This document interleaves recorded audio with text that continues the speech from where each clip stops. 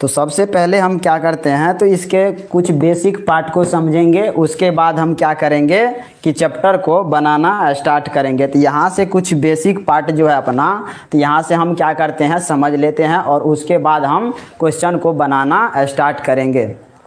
तो यहाँ से अपना बेसिक, बस इसमें ज़्यादा नहीं है, थोड़ा बहुत बेसिक है। तो यहाँ से हम क्या करते हैं, तो इसमें यानी कि ऊंचाई और दूरी निकालना इसमें हम सीखेंगे। और चैप्टर का नाम है त्रिकोणमिति के कुछ अनुप्रयोग, सम एप्लीकेशन ऑफ ट्रिग्नोमेट्रिक। और इस चैप्टर को पढ़ने से पहले कुछ बेसिक बात जानना जरूरी है और उसको हम क्या करते हैं पहले सीखते हैं और उसके बाद हम क्या करेंगे चैप्टर को बनाना स्टार्ट करेंगे।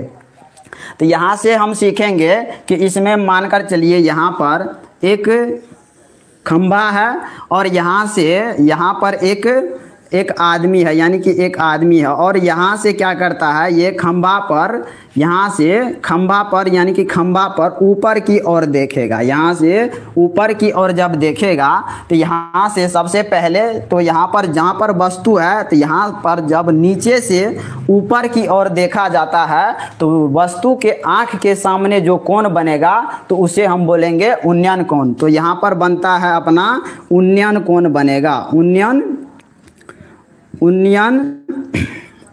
कोण यहाँ पर अपना बनेगा। और इसमें ये हो गया अपना, यहाँ पर जो ये हो गया अपना शिखर बिंदु, इसे हम कहते हैं शिखर बिंदु। और ये हो गया अपना, ये जो जमीन है तो जमीन ये हो गया अपना पाद बिंदु, ये हो गया अपना पाद बिंदु। तो यहाँ पर जब मनुष्य यानी कि जो वस्तु नीचे से ऊपर की ओर देखेगा तो वस्तु के आंखों के सामने जो कोण बनेगा उसे हम बोलेंगे उन्नयन कोण। और जब हम क्या करेंगे, मानकर चलिए यहाँ पर अगर हम किसी छत पर है, हम यहाँ पर वस्तु यानी कि छत पर है और यहाँ से एक बॉल को यहाँ पर नीचे में जब बॉल को देखेगा तो यहाँ से जब यहाँ पर ये बॉल को देखेगा और ये हो गया अपना जमीन, तो बॉल को जब देखेगा तो यहाँ से जो ये लाइन होगा इसे हम कहते हैं दृष्टि रेखा, इसे हम कहते हैं दृष्टि रेखा। तो दृष्टि रेखा यानी कि अब यहाँ पर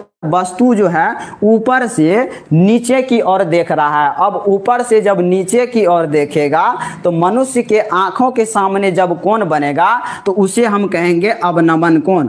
अब यहाँ पर बन जाएगा अवनमन कोण, अवनमन कोण यहाँ पर बनेगा। और यहाँ पर जो कोण बनेगा वही कोण यहाँ पर बनेगा। तो आप लोग बोलोगे कैसे, तो हम सब क्लास 6-7 से ही पढ़ते आए हैं कि जब दो सीधी रेखा को एक तिरछी रेखा काटती है तो जितना ये कोण होता है उतना ये भी कोण होता है। अगर ये अपना थीटा है तो ये भी थीटा होगा। और वो कौन चीज के कारण, एकांतर कोण के कारण, एकांतर कोण के कारण। तो यहाँ पर अगर अपना अवनमन कोण है तो यहाँ पर भी अपना अवनमन कोण ही होगा। और इस चैप्टर में हम बहुत ही बेसिक तरीका से पढ़ा रहे हैं।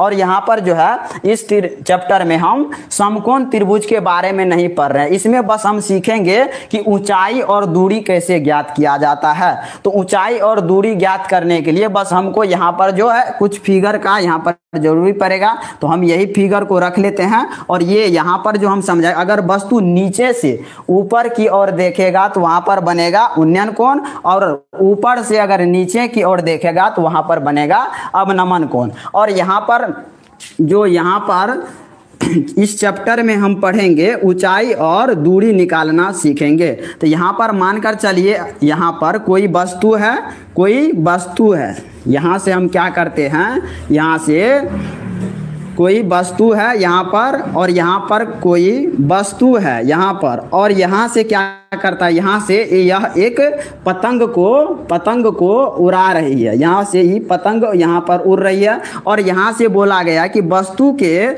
यहाँ से मानकर चलिए कुछ यहाँ से यहाँ तक 8 मीटर की दूरी है। और बोला गया है कि इसका जो है ना डोरी का, यानी कि ये जो पतंग है अपना, पतंग में ये जो रस्सी है, रस्सी की लंबाई क्या है। तो हमको ये दिया गया है और ये हमको निकालना है, यानी कि इसमें क्या करेंगे हम, इसमें हम संबंध लगाएंगे, यानी कि ये हो गया अपना। तो इसमें जो फॉर्मूला लगने वाला है वो चैप्टर 8 से रिलेटेड है, और चैप्टर 8 में हम पढ़ करके आए हैं कि फॉर्मूला यहाँ से हम पढ़ करके आए हैं पढ़ के कि साइन थीटा क्या होता है, कोस थीटा क्या होता है, टेन थीटा क्या होता है, कोट थीटा क्या होता है, और सेक थीटा क्या होता है, और कोसेक थीटा क्या होता है।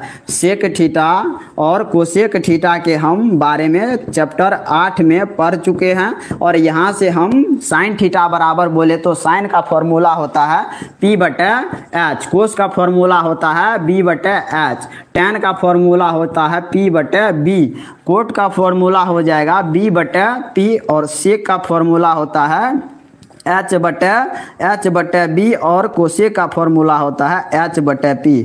और ये फॉर्मूला हम चैप्टर 8 में पढ़ चुके हैं, फिर भी हम यहाँ पर लिख दिए हैं ताकि किसी को कोई दिक्कत ना हो। तो यहाँ से हम क्या करेंगे, बस यही चीज़ हमको निकालना है कि अगर यहाँ से हमको रस्सी की लंबाई ज्ञात करना है तो हम इसमें और इसमें संबंध लगाएंगे, यानी कि इसमें संबंध लगाएंगे। तो और यहाँ पर जो ये होता है, यहाँ पर ये 90 डिग्री के एंगल पर है, तो ये अपना हो गया समकोण, और मानकर यहाँ पर कुछ ना कुछ थीटा भी होगा। तो थीटा के सामने वाली भुजा क्या होती है, ये होती है लंब, ये लंब होती है, और 90 डिग्री के सामने वाली भुजा कर्ण होती है। तो यहाँ से हम कर्ण और जो बच गया वो अपना ऑटोमेटिक आधार हो जाएगा। तो अब हम यहाँ पर क्या करेंगे, कर्ण और आधार में संबंध लगाएंगे। यहाँ पर हम लिखेंगे कि कर्ण बटे आधार, कर्ण बटे आधार। तो कर्ण बटे आधार किसके बराबर होता है, कर्ण बटे आधार, कर्ण बटे आधार जो होगा यहाँ पर,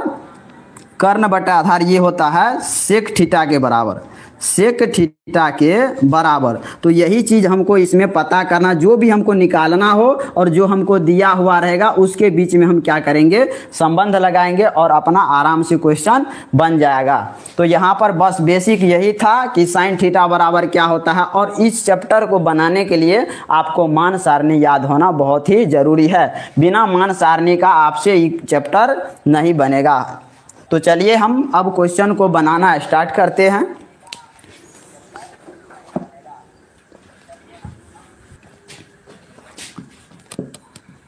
प्रश्नावली 9.1, प्रश्नावली 9.1 का पहला क्वेश्चन है कि सर्कस का एक कलाकार एक 20 मीटर लंबी डोर पर चढ़ रहा है जो अच्छी तरह से तनी हुई है और भूमि पर सीधे लगे खंभे के शिखर से बंधा हुआ है।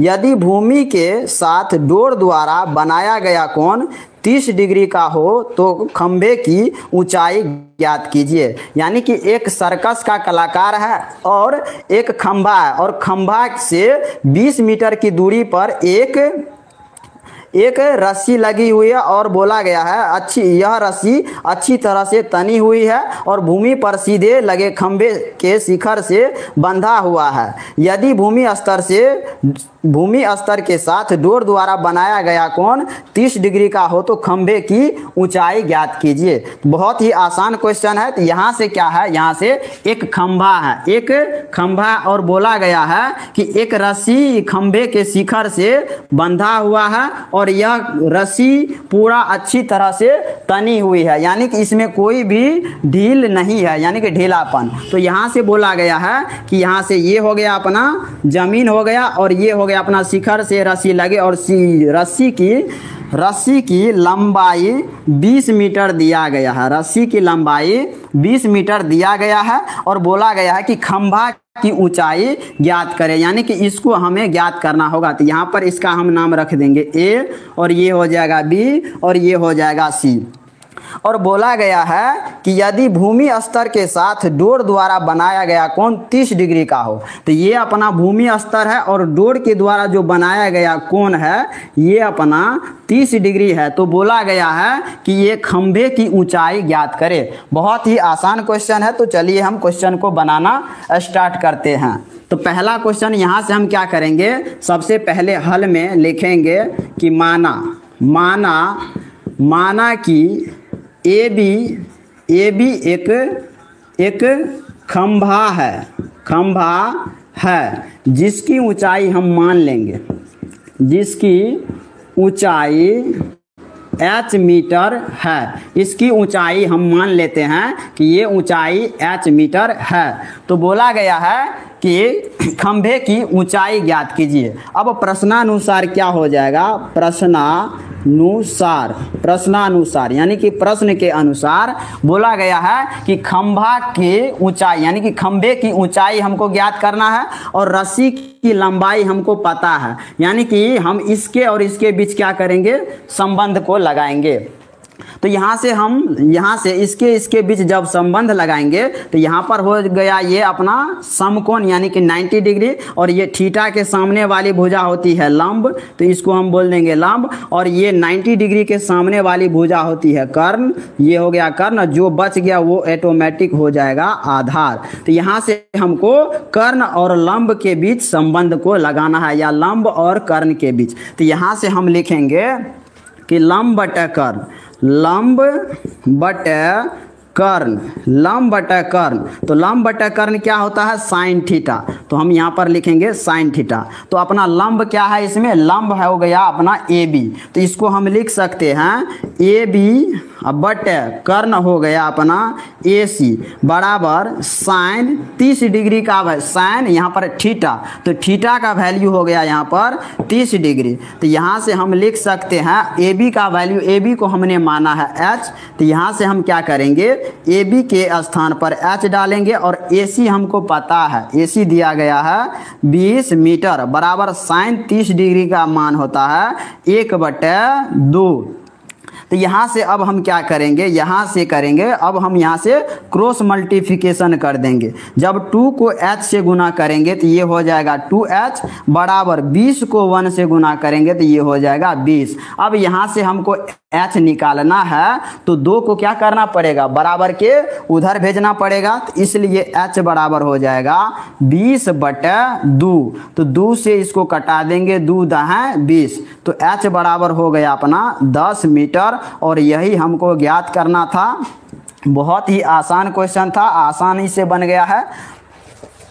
अब अपना क्वेश्चन नंबर 2 है, 2 क्या है, क्वेश्चन नंबर 2 है कि आंधी आने से एक पेड़ टूट जाता है और टूटा हुआ भाग इस तरह मुड़ जाता है कि पेड़ का शिखर जमीन को छूने लगता है और इसके साथ 30 डिग्री का कोण बनाता है। पेड़ के पाद बिंदु की दूरी जहां पेड़ का शिखर जमीन को छूता है 8 मीटर है, तो पेड़ की ऊंचाई ज्ञात कीजिए। यानी कि आपको क्वेश्चन को पढ़ करके समझना होगा, ना कि क्वेश्चन को पढ़ लेना है, पढ़ करके क्वेश्चन को समझना है। जब तक आप लोग क्वेश्चन को नहीं समझिएगा तब तक आपसे फिगर नहीं बनेगा, और जब तक फिगर नहीं बनेगा तब तक आपसे क्वेश्चन नहीं बनेगा। तो यहाँ से हम क्या करते हैं, क्वेश्चन को बढ़िया तरीका से पढ़ेंगे और पढ़ करके पहले क्या करेंगे, समझेंगे, और समझने के बाद हम क्या करेंगे, क्वेश्चन के अकॉर्डिंग फिगर ड्रॉ करेंगे और उसके बाद हम क्वेश्चन को बनाना स्टार्ट करेंगे।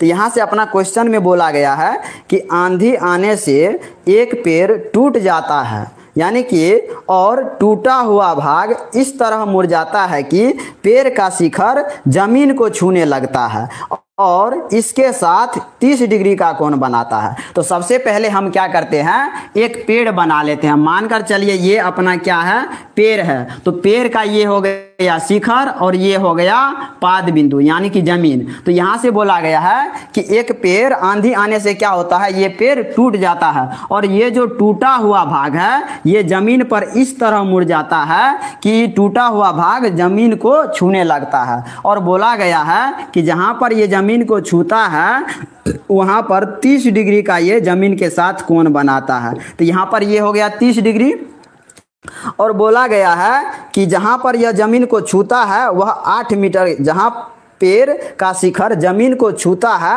8 मीटर है। यानी कि ये जो पेड़ है ये जहाँ यहाँ से टूट करके ये जो जमीन को छूता है, तो बोला गया है यहाँ से यहाँ तक की दूरी 8 मीटर है। तो इसको हम मान लेंगे ये अपना 8 मीटर है। अब हम क्या करते हैं, इसका नाम रख देते हैं ए बी सी और D, A B C D. तो यहाँ से हम क्या करेंगे, क्वेश्चन को हल जब करेंगे तो सबसे पहले यहाँ से हमको लिखना होगा कि माना कि बीडी क्या है, पेड़ है।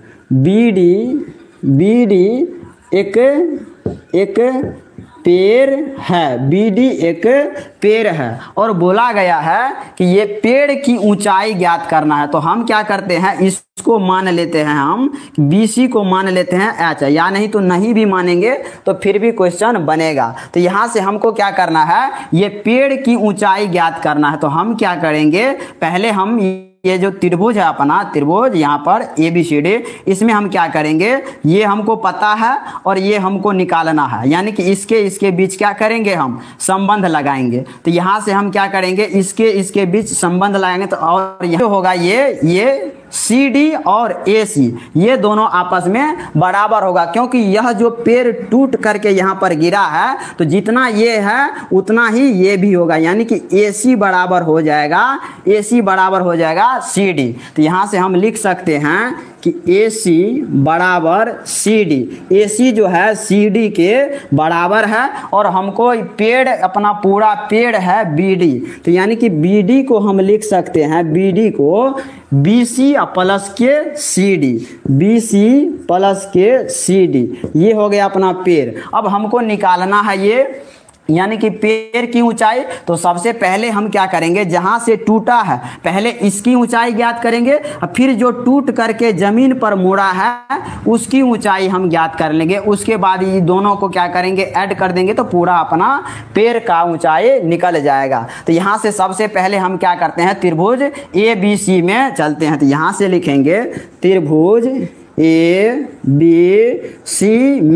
ABC में ये हमको पता है और ये निकालना है। और ये हो गया अपना थीटा, तो थीटा के सामने वाली भुजा लंब होती है और जो यहाँ पर 90 डिग्री है तो इसके सामने वाली भुजा ये हो जाएगा कर्ण, और जो बच गया वो हो जाएगा ऑटोमेटिक आधार। तो इसके बीच और इसके बीच हम क्या करेंगे, संबंध लगाएंगे, यानी कि लंब बटे आधार। यहाँ पर हम लिखेंगे लंब बटे आधार। तो लंब बटे आधार किसके बराबर होता है, वो tan थीटा के बराबर होता है। तो यहाँ से हम क्या करेंगे, यहाँ से अपना लंब हमको निकालना है और आधार हमको पता है और थीटा भी दिया गया है। तो यहाँ से हम क्या करेंगे, लंब निकालना है तो लंब के जगह हम रखेंगे BC। तो यहाँ से लंब के स्थान पर BC रखेंगे, बट आधार यहाँ पर दिया गया है 8 मीटर। तो यहाँ से हम 8 मीटर देंगे बराबर tan थीटा का वैल्यू दिया गया है 30 मीटर। तो थीटा का वैल्यू हम रखेंगे 30 डिग्री। तो यहाँ से BC बटे हो जाएगा 8 बराबर tan 30 डिग्री का वैल्यू होता है 1/√3। तो यहाँ से हम इसको जब निकालेंगे यहाँ से तो ये हो जाएगा बराबर, जब क्रॉस मल्टीप्लिकेशन करेंगे तो √3 BC बराबर इसको करेंगे 8 को 1 से तो ये हो जाएगा 8। तो यहाँ से जब हम BC का मान निकालेंगे तो इसलिए BC बराबर हो जाएगा 8/√3 इसको मान लेंगे हम। ये हो गया अपना समीकरण 1, यानी कि हमने BC का ऊंचाई ज्ञात कर लिया है। अब हमको निकालना पड़ेगा ये जो टूटा हुआ भाग है जो जमीन पर मुड़ गया है, इसकी ऊंचाई हमको ज्ञात करना पड़ेगा। यानी कि अब हमको इसके और इसके बीच संबंध लगाना पड़ेगा, कर्ण बटे आधार या आधार बटे कर्ण भी हम लिख सकते हैं। तो यहाँ से हम लिखेंगे पुनः हो गया त्रिभुज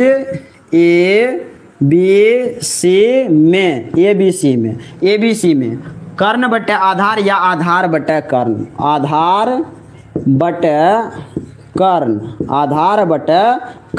तो आधार बटे कर्ण किसके बराबर होता है, आधार बटे कर्ण हो जाएगा, आधार बटे कर्ण कोस थीटा के बराबर।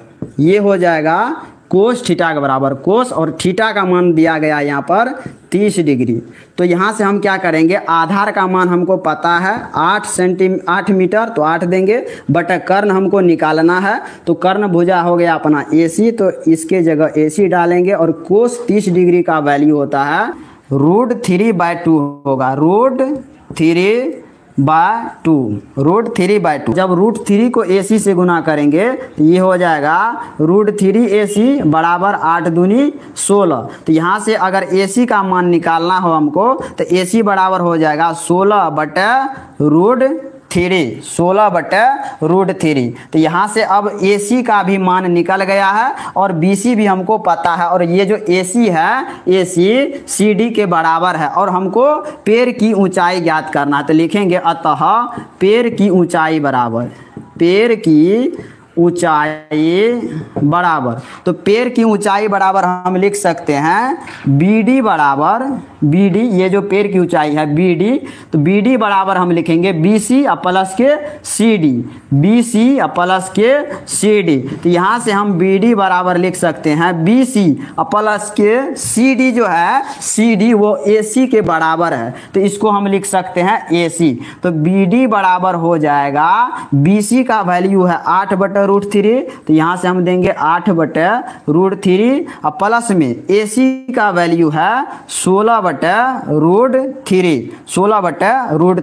अब यहाँ से हम जब इसका एलसीएम करेंगे तो यहाँ से ये हो जाएगा √3। तो √3 अगर हर समान हो तो अंश जुट जाता है, तो इसको हम 8 + के 16 लिख सकते हैं। तो बराबर ये हो जाएगा 16 8 24/√3। और √3 को हम कभी भी नीचा में नहीं छोड़ते हैं, तो यहाँ से हम क्या करेंगे, हर का परिमेयकरण कर देंगे, यानी कि √3/√3। तो बराबर ये हो जाएगा 24/√3 को √3 से गुना करेंगे तो 3। तो जब ये कटेगा 3 का 3, 3 8 24, तो बराबर ये हो जाएगा 8√3, यानी कि पेड़ की ऊंचाई हो जाएगा यहाँ से यहाँ तक 8√3 मीटर, 8√3 मीटर, और यही हो जाएगा अपना आंसर।